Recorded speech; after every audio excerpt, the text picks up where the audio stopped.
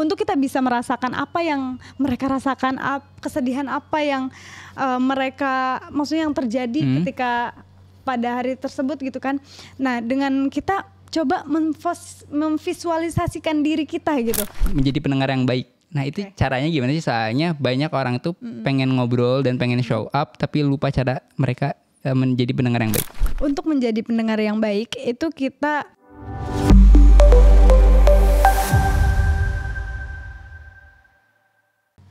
Assalamualaikum warahmatullahi wabarakatuh. Kembali lagi di rangkaian Ramadan Epic bareng TH bersama saya Kang Sahrul, dan saya di sini tidak sendirian, ditemani oleh Teh Lucy. Halo. Oke, Teh, ketemu lagi ya. Iya, Masya Allah. Insya Allah kita bakal ngebahas yang lebih menarik nih dari pembahasan yang tadi. Oke.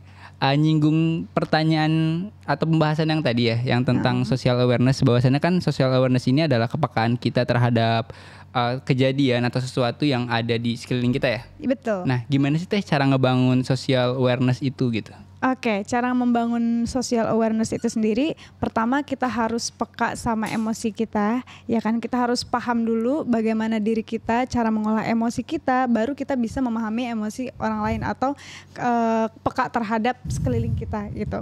Terus yang kedua, kita mencoba memposisikan diri sebagai orang lain gitu. Jadi contohnya, kalau misalkan kita melihat suatu hal yang sedih gitu, entah mengundang empati kita gitu, kita coba deh memposisikan diri ketika kita ada di posisi dia, gimana ya rasanya gitu. Nah, sehingga dari hal tersebut, dari tindakan kita tersebut menghasilkan rasa empati yang lebih tinggi lagi, yang akhirnya outputnya adalah tindakan. Yang tadinya kita hanya merasa kasihan, yang tadinya kita ngerasa iba gitu kan, dan akhirnya karena kita tadi rasa empatinya semakin tinggi, akhirnya muncullah tindakan, entah itu tindakan, contohnya tadi yang Kang Syahrul misalkan ngelihat teman kita kelaparan gitu kan. Nah, yang tadinya ngerasa kasihan, akhirnya outputnya tindakan, akhirnya kita ngasih makanan ke teman kita, kayak gitu sih. Dan yang ketiga, satu lagi, yang ketiga adalah mencoba untuk menjadi pendengar yang baik. Gitu. Jadi ketika ada orang lain yang mencurahkan ya perasaannya seperti apa gitu, kayak entah itu lagi sedih, bahagia, kita coba mendengarkan sisi emosional yang sedang orang di sekeliling kita keluarkan gitu. Dengan begitu kita sudah mencoba membangun atau membentuk social awareness kita gitu. Oke, Masya Allah ya.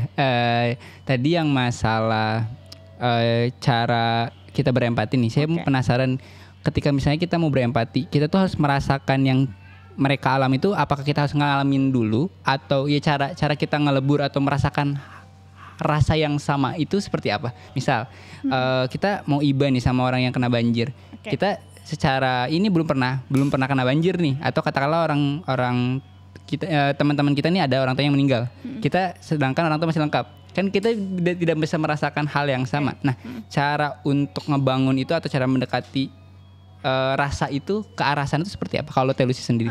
Yang tadi ya, yang seperti yang tadi udah aku jelasin, bahwa kita mencoba untuk memposisikan sebagai diri orang tersebut atau sebagai orang lain yang terdampak tersebut. Contohnya kita menggunakan apa? Kalau misalkan memposisikan diri, berarti apa? Visual. Visual akal kita. Jadi ketika kita memang belum pernah merasakan itu, misalkan kayak kita kasihan nih sama orang-orang yang terdampak banjir dan kita belum pernah ngerasain banjir, ya bukan berarti kita harus ngerasain banjir juga. Kan itu kan namanya musibah, kan nggak bisa diprediksi kan. Nah, untuk kita bisa merasakan apa yang mereka rasakan, kesedihan apa yang mereka, maksudnya yang terjadi ketika pada hari tersebut gitu kan. Nah, dengan kita coba memvisualisasikan diri kita gitu, dari di imajinasi kita tuh, coba deh kita bayangin kalau misalkan kita kebanjiran nih rumah kita nih, kasur kita lagi enak nih, kita lagi rebahan, terus tiba-tiba ada banjir, terendam air, itu rasanya gimana? Pasti dari situ mulai terbentuk deh perasaan-perasaan emosional dalam diri kita secara otomatis, karena kan itu naluri, ya kan? Ya, nah, ini ada cerita unik sini, mungkin agak sedikit jenak ya. Mungkin di angkatan, mungkin kita kan cuma beda satu angkatan ya. Kita kan kealamin zaman UN segala macam ya, iya kan? Right. Nah itu biasanya kalau misalnya sebelum main tuh kayak di istighosa apa ya, yang kayak bayangkan orang tua kalian. Muhasabah. Iya, gue lupa namanya. Itu lah ya. Oke, ya. oke. Di pas SMP, pas SMA kan kayak deg-degan banget karena kita 3 tahun belajar tuh kayak dipertaruhkan dalam satu ujian itu di 3 hari itu kan, IPA, IPS sama matematika. Matematika, biologi sama fisika kalau nggak salah ya. Tiga matkul itu loh dipertaruhkan kita lolos negeri atau enggaknya. Masuk SMP negeri atau SMA negeri itu sangat dipertaruhkan di sana. Yeah. Nah itu kan kayak dikumpulin lah ya, kayak dibangun kayak rasakan kalau bayangkan orang tua meninggal kan, itu berarti kita dipasang untuk memposisikan di sana kan. Nah itu pertanyaan saya tuh kayak gitu, kita tuh masih lengkap nih untuk merasakan ke situ kan, agak susah ya kayak benar juga tadi kata Teh Lucy bahwasannya nggak harus kita ngalamin juga. Dan jawabannya tadi benar teman-teman, jadi kayak secara thinking kita tuh divisualin memang secara rasa tidak sama, tapi setidaknya kita punya stimulus ke arah sana ya. Betul. Walaupun rasanya mungkin nggak sama. Nah gitu. Menarik nih yang poin ketiga tentang menjadi pendengar yang baik. Nah itu caranya gimana sih? Soalnya banyak orang tuh pengen ngobrol dan pengen show up tapi lupa cara mereka menjadi pendengar yang baik. Oke, untuk menjadi pendengar yang baik itu kita mencoba mengurangi statement kita ketika orang lain tuh ada yang mencurahkan isi hatinya. Kadang kan gini Kang, kalau misalkan ada orang cerita nih, kadang kita tuh gatel gitu pengen komentar, ya kan? Adu nasib ya? Iya, itu dia. Kayak pengen adu nasib. Ya elah gitu doang gitu kan. Gue juga pernah misalkan ngerasain lebih dari itu. Nah pasti ada dong kayak rasa pengen, udah kamu gak usah sedih, cuman gitu doang, iya kan? Tapi untuk menjadi pendengar yang baik, kita berusaha untuk menahan itu. Karena apa? Karena kan setiap orang itu beda-beda ya. Apa yang orang lain alami sama apa yang kita alami tuh udah pasti berbeda gitu loh. Dan perasaan orang lain, bagaimana cara merespon orang lain terhadap hal-hal yang mereka alami ya udah pasti berbeda sama kita gitu. Kalau emang kita mampu melewati itu, kita lebih kuat dari mereka, ya wajar gitu. Maksudnya barangkali kita pernah merasakan kesakitan yang lebih dari itu gitu kan. Tapi kan kita nggak tahu orang lain. Barangkali hal yang mereka alami, kesedihan yang mereka alami yang kita anggap itu bukan apa-apa, misalkan bisa jadi itu kesedihan yang mendalam bagi mereka karena mereka nggak merasakan kepahitan yang kita rasakan gitu loh. Makanya kita itu ketika mendengarkan curahan orang lain gitu ya, kita coba posisikan apa nih? Kalau jadi dia tuh kayak gimana nih, latar belakang dia tuh seperti apa nih, karena kan udah pasti berbeda ya. Nah dari situ kita bisa mencoba menahan diri lah untuk komentar walaupun itu tuh hal-hal yang bagi kita tuh itu bukan apa-apa lah. Tapi ya balik lagi, setiap orang itu beda-beda dan apa yang orang lain alami itu ya udah pasti berbeda gitu. Intinya jangan sok tahu. Jadi untuk menjadi pendengar yang baik ya kita mencoba untuk mendengarkan lah dengan seksama apa yang dia curahkan gitu, apa kejadian yang dia alami gitu. Jangan sampai karena kita ngerasa kayak udah punya pengalaman pahit yang lebih pahit dari dia gitu, jangan kayak mentang-mentang ya elah gitu doang, gue pernah nih, jangan kayak gitu. Itu jatuhnya adu nasib dan itu bikin orang lain yang tadinya percaya sama kita gitu kan, mau mencurahkan perasaannya, emosionalnya ke kita ya jadi gak mau lagi, gak interest lagi gitu sih. Nah menarik sih Teh buat itu ya. Nah ketika misalnya kita menjadi pendengar yang baik, itu kan sesuatu hal yang sulit ya. Maksudnya nggak semua orang bisa. Teteh setuju gak ketika bahwasannya semua orang ini belum tentu bisa menjadi pendengar yang baik? Setuju. Nah untuk menjadi atau menempuh atau sampai di status kita menjadi pendengar yang baik itu caranya seperti apa? Apakah kita termasuk orang yang harus dibanting berapa kali atau orang yang katakanlah yang sering ngalamin musibah sehingga kita kayak ya udahlah berarti gua doang yang bisa ini gitu, atau gimana cara untuk sampai di titik itu gitu? Untuk cara untuk mencapai di titik itu adalah ya kita jangan sampai merasa kepahitan yang kita rasakan itu melebihi orang lain gitu. Intinya tingkat emosional seseorang itu beda-beda. Jadi jangan sampai kita ngerasa kita yang pernah ngerasain kepahitan yang mendalam, akhirnya kepahitan orang lain itu bukan apa-apa. Jangan sampai merasa seperti itu sih. Itu cara bagaimana kita bisa menjadi pendengar yang baik. gitu. Karena kan otomatis kalau kita nggak ngerasa kepahitan kita tuh maksudnya kayak pahit banget hidup kita tuh gitu dibanding cerita dia gitu. Jangan sampai ngerasa kayak gitu. Itu kan jatuhnya apa? Ujub. Iya, ngerasa betul. lebih baik, ya Betul, kan? betul. Nah itu sih mencoba menahan perasaan itu gitu. Iya, menarik dan ada kisah, mungkin bukan kisah, ini pengalaman pribadi saya. Kenapa katakanlah saya termasuk yang seneng ngedengerin orang. Oke. Nah itu nggak serta-merta muncul. Gue tuh tipikal orang yang cuek banget gitu. Lu tau kan orang sanguistik kayak gimana? Kalau misalnya ada kecelakaan depan orang tuh, ya udah itu bukan urusan gue bakal bisa pergi. Nah itu kan sebenarnya balik lagi ya, salah dan benar kan itu tergantung keadaan ya, relatif. Dan yang saya rasain adalah ketika misalnya kenapa pada akhirnya saya harus ngedengerin, itu tuh ada pengalaman gini teh. Gue pernah ngerasa yang tadi bener ujub itu bener-bener ini sih ke saya relate banget. Saya pernah ngerasa kayak gue ngandelin harta gue nih. Gue lumayan nih, gue punya harta nih katakanlah. Gue dibuat miskin banget tuh sama Allah. Entah gimana caranya ya, gue dibuat miskin. Gue ngandelin otak gue. Katakanlah gue kayak ya sorry tuh saya mesti 10 besar atau 5 besar tuh selalu ada di sana gitu. Terus gue ngandelin kepintaran gue. Akhirnya itu dibuat bodoh gue. Gue gak tahu kenapa secara keadaan dibuat bodoh. Ketika gue ngandelin fisik ya tinggi, tampan kayak gitu-gitu, gue dibuat jelek. Secara takdir ya. Gue mikir kayak iya, gue nggak bisa bersandar ke siapa-siapa selain ke Tuhan, dan pendengar terbaiknya adalah Allah gitu ya. Ya dengan kita beribadah, dengan kita ini kan ya sholat lah, media Allah mendengar curhatan kita kan. Doa juga termasuk kan. Nah di situ saya ngambil hikmah bahwasannya tingkat tertinggi kecerdasan seseorang atau kecerdasan seseorang itu mendengar, bukan lagi berbicara. Karena Tuhan saja, Allah saja mendengarkan curahan kita, padahal dia udah tahu. Iya betul. Nah itu saya mikir iya ya, gue dibuat bodoh, gue dibuat miskin, gue dibuat jelek gitu ya. Pada akhirnya gue memposisikan itu gitu. Itu sih ngerasanya kayak bener juga teteh ujub teh, kayak oh iya bener ini mah kata gue gitu. Jadi singkatnya ya, mungkin simpelnya bagaimana cara menjadi pendengar yang baik, jangan hindari sifat ujub. Jadi merasa lebih baik dari orang lain. Kayak ngerasa kita tuh udah lebih banyak nih pengalaman kesakitannya. Pangperihna ya. Pangperihna orang mah gitu. Hindari perasaan seperti itu. Karena ya balik lagi, orang lain itu beda-beda. Kisah hidup orang lain beda-beda. Kisah perjuangan mereka beda-beda. Dan setiap orang itu ya punya perjuangannya masing-masing gitu loh. Kalau misalkan kita ngerasa kayak kita paling merih gitu ya. Belum tentu. Iya gitu ya, betul. Dan jadi gini juga teh, kadang ketika misalnya ya, kenapa dunia ini bising gitu ya.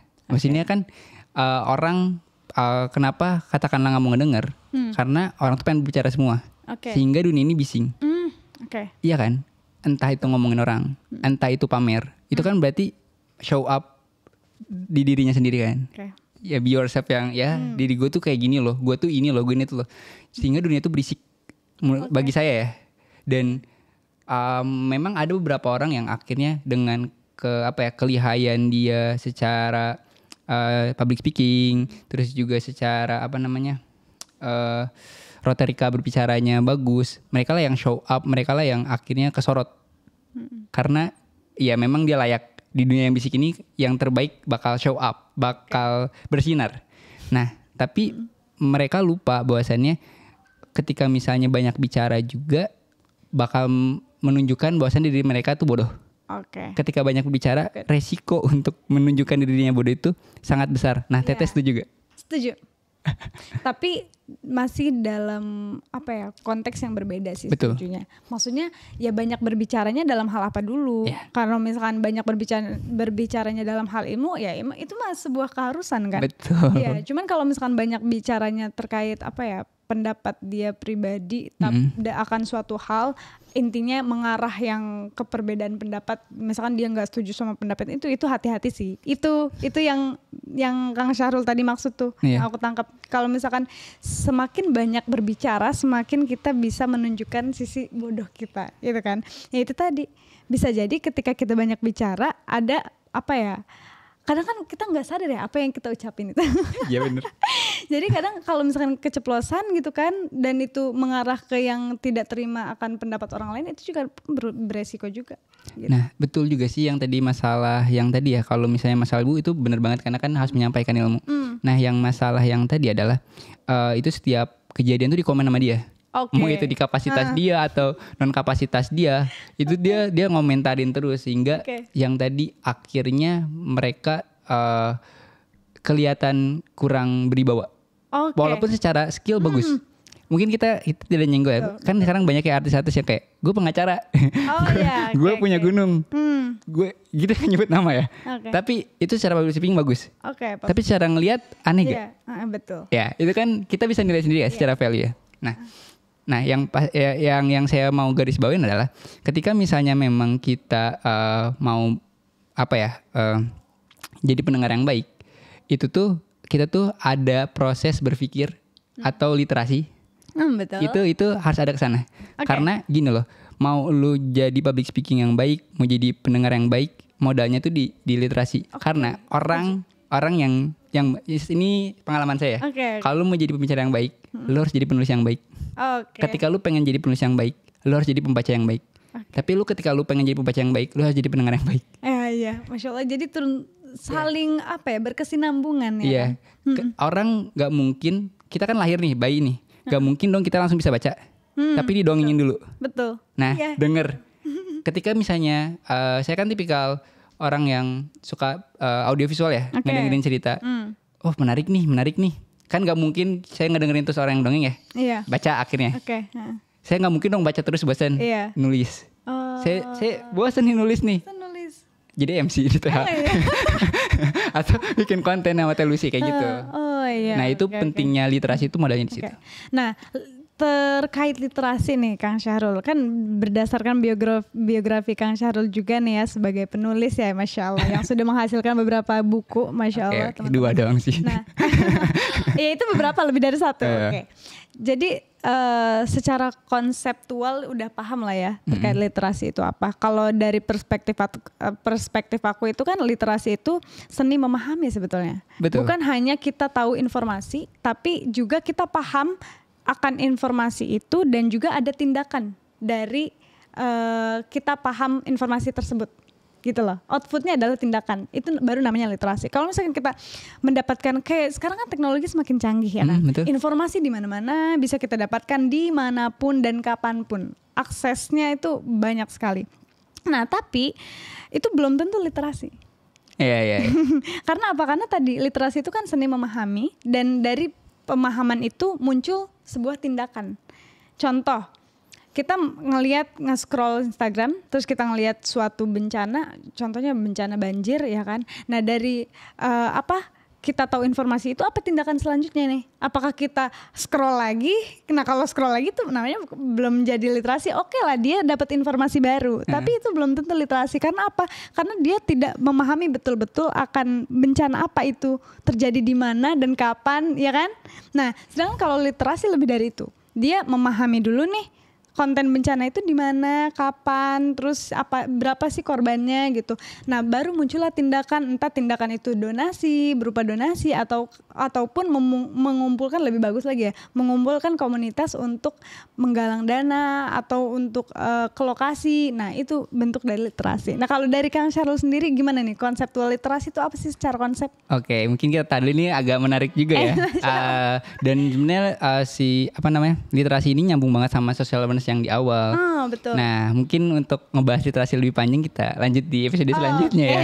Tapi untuk menutup segmen social awareness ini, menurut Teteh untuk closing statement ya, itu seperti apa? Oke, jadi sebagai manusia ya, hamba Allah terutama, kita harus menjadi seorang hamba yang peduli, yang bisa memposisikan menjadi orang lain gitu. Karena seperti dalam hadis Al-Bukhari, Kang Syahrul, la yu'minu ahadukum hatta yuhibba li akhihi wa yuhibbu li nafsihi. Yang artinya tidaklah beriman seorang hamba kecuali sehingga ia mencintai orang lain sama seperti dia mencintai diri sendiri. Seperti itu sih. Masya Allah, luar biasa ya teman-teman. Mungkin itu aja. Terima kasih Teh Lucy Masya Allah. atas kesempatannya. Nanti kita bakal ngobrol-ngobrol lagi ya. Lanjut lagi. Iya, Terkait pokoknya- apa, Kang? Nanti pantengin aja pokoknya. Biar penasaran. Jangan lupa like, komen, dan share. Sampai jumpa teman-teman. Dadah.